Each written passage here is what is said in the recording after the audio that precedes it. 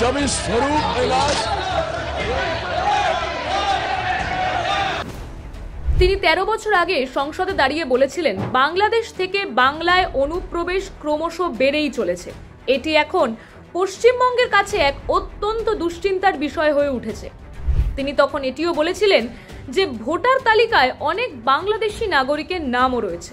১৩ বছর আগের পাতা যদি আমরা উল্টাই তবে দেখতে পাবো যে ওই সময় লোকসভায় তিনি এই ব্যাপারটিকে অত্যন্ত গুরুতর বলে বিতর্ক করতে চেয়েছিলেন।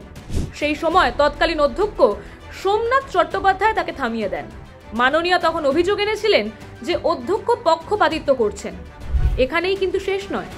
অধ্যক্ষের সহকারী প্রিসাইডিং অফিসার চরণজিৎ সিংহ অটোয়ালকে লক্ষ্য করে মাননীয়ার হাতে থাকা এক গাদা কাগজ ছুঁড়ে মেরে গোটা সংসদ কক্ষকে কার্যত স্তম্ভিত করে নাটকীয়তার সাথে নিজের পদত্যাগ পত্র দিয়ে আসন ছেড়ে বেরিয়ে যান।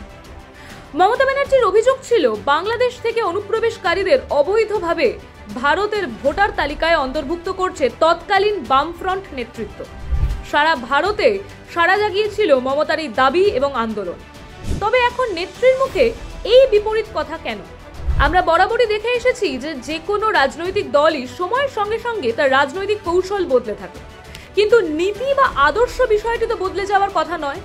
পূর্ব ভারতে বাংলাদেশিদের অনুপ্রবেশ বোধহয় এই মুহূর্তে রাজ্য সরকার গঠনকারী দলের নিজেদের বক্তব্য আদর্শ হঠাৎই বদলে যাওয়ার নগ্ন বাস্তবকে আমাদের সামনে আরো প্রকট করে তুলেছে।